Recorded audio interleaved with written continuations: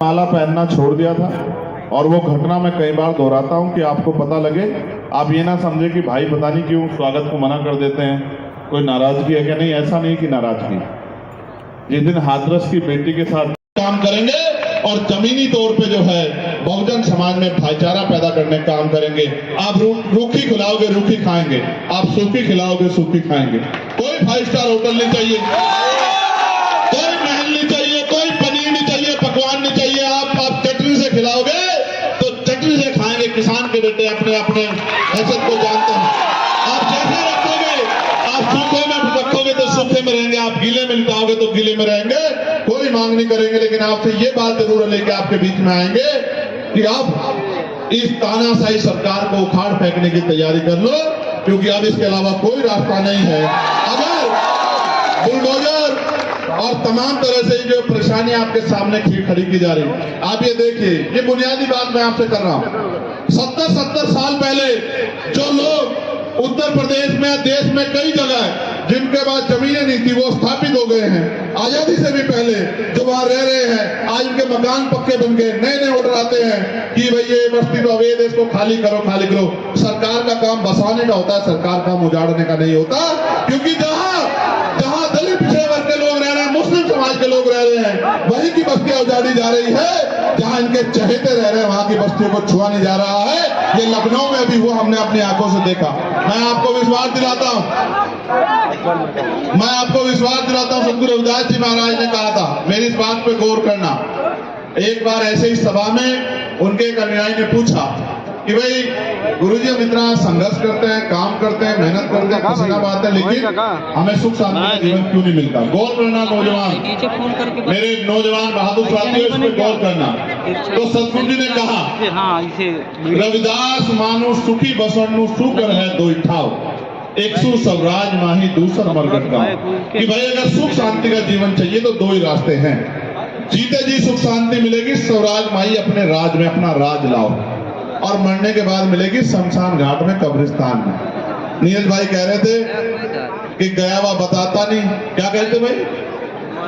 मरा हुआ आता नहीं, जिंदा जाता नहीं, और मरा हुआ बताता नहीं। तो सुख शांति चाहिए, जीते जी तो राज लाना पड़ेगा, बिना राज के अलावा कोई रास्ता नहीं है। और ये बात बाबा साहब अम्बेडकर भी कह के गए हैं कि पॉलिटिकल पावर द मास्टर की। आपकी सारी समस्याओं का हल सत्ता है, सत्ता लाओ, राज लाओ, तभी जाके बदलाव होगा। और जब उनसे पूछा गया कि राज कैसा होना चाहिए, राज तो अभी भी चल रहा है, डबल इंजन की सरकार का तीसरी बार का राज तो अभी चल रहा है। राज कैसा होना चाहिए, इस बात को भी सुन लो। ऐसा चाहूं राज में जहां मिले सबनु अन्न, और छोटे बड़े से सब संबसे रविदास रहे प्रसन्न। कि राज ऐसा होना चाहिए जहां कोई छोटा बड़ा ना हो, जहां कोई ऊंच नीच ना हो, जहां कोई भेदभाव ना हो, जहां किसी बहन बेटी का अपमान ना हो, जहां खाने के लिए अन्न की, तन ढकने के लिए कपड़े की, और छत ढकने के लिए छत की दिक्कत ना हो, पीने के लिए पानी की दिक्कत ना हो, जहां कोई बहुत अमीर ना हो कि गरीबों का मजाक उड़ा सके, जहां कोई इतना गरीब ना हो कि रोटी के लिए मोहताज हो, सब लोग बराबर हो, ऐसा राज आना चाहिए। और 600 साल पहले उन्होंने, मैंने पार्लियामेंट में कहा था, 600 साल पहले उन्होंने कहा कि बेगमपुरा राज लाओ, बेगमपुरा शहर बसाओ। बेगमपुरा का मतलब होता है बिना गम का राज, जहां किसी की जिंदगी में कोई गम ना हो, ना अगड़े की बात की, ना पिछड़े की बात की, ना छोटे की बात की, ना बड़े की बात की।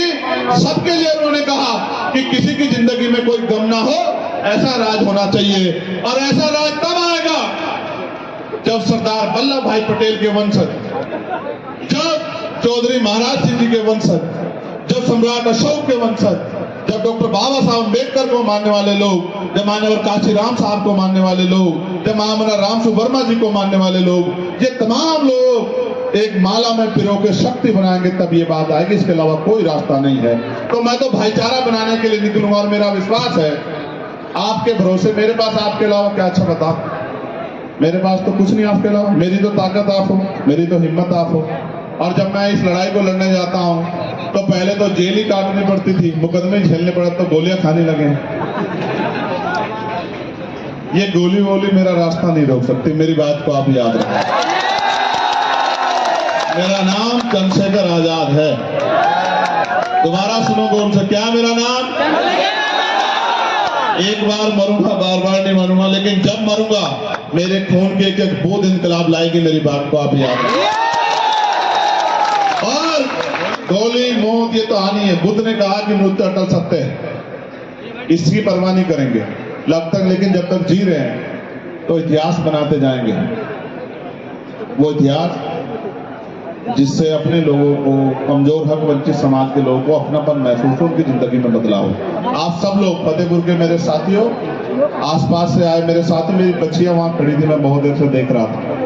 खड़ी होकर जब बेटियां खड़ी होती है मुझे तकलीफ होती है, जब पहले खड़ी होती तकलीफ होती है मेरी। और मैंने घर से सीखा है, हमारे महापुरुषों ने भी कहा, बाबा साहब अम्बेडकर ने भी कहा कि मैं किसी भी समाज की तरक्की उस समाज में रहने वाली महिलाओं की तरक्की से मापता हूं।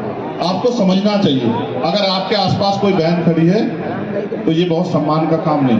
अगर आपके अंदर हिम्मत है तो अपनी कुर्सी उसको दो और खुद दूसरी जगह खड़े हो जाओ या बैठ जाओ। लेकिन अगर आपके रहते फिर आपकी जवानी का क्या फायदा कि कोई माँ खड़ी हो, कोई बहन खड़ी हो। मैं इस बात को अच्छा नहीं मानता। मैं उसको गुड़िया को देख रहा था, उनके आसपास 2-3 गुड़िया और थी, बीच में उसने गोद में भी किसी को ले रखा था। मुझे अंदर से दिक्कत हो रही थी कि एक आदमी के अंदर भी मिशनरी भाव वहां आसपास नहीं जाग रहा जो अपनी कुर्सी बच्चों को दे दे कि भाई बेटा आप बैठ। धीरे धीरे सीख जाओगे। बहुत उम्मीदें लोग के घर से निकले हैं। मैं उम्मीद करूंगा कि आने वाले कल में अनुशासन से काम करके आप अपनी ताकत बनाओगे। और मैं उनको भी चैलेंज करता हूं, मिलेगी स्वराज माई अपने राज में अपना राज लाओ, और मरने के बाद मिलेगी शमशान घाट में, कब्रिस्तान में। बताता नहीं भाई,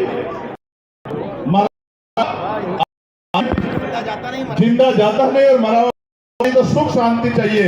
जीते जी तो राज लाना, कोई राज है। और ये बात बाबा साहब कह के गए हैं कि आपकी डाल सकता है, लाओ राज लाओ, बदलाव होगा। आपसे पूछा जाए कि राज कैसा होना चाहिए, राज तो अभी भी चल रहा है, डबल इंजन का, तीसरी बार का राज तो अभी चल रहा है। राज की बात को भी सुन लो।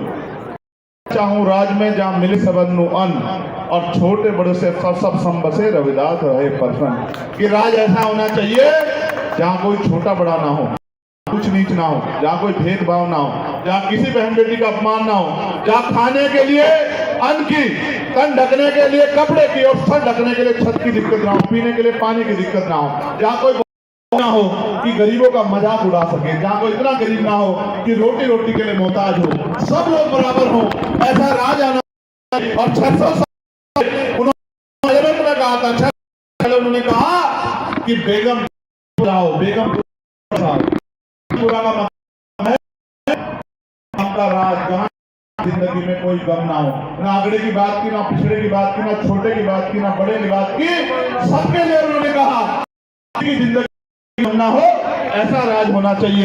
ऐसा राज कब आएगा?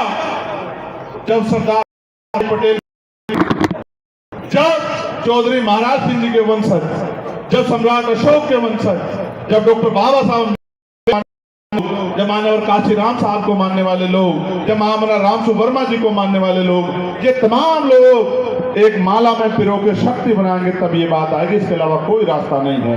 तो मैं तो भाईचारा बनाने के लिए निकलूंगा, और मेरा विश्वास है आपके भरोसे। मेरे पास आपके अलावा क्या अच्छा बता, मेरे पास तो कुछ नहीं आपके अलावा। मेरी तो ताकत आप हो, मेरी तो हिम्मत आप हो। और जब मैं इस लड़ाई को लड़ने जाता हूं तो पहले तो जेल ही काटनी पड़ती थी, मुकदमे झेलने पड़े, तो गोलियां खाने लगे। ये गोली मेरा रास्ता नहीं।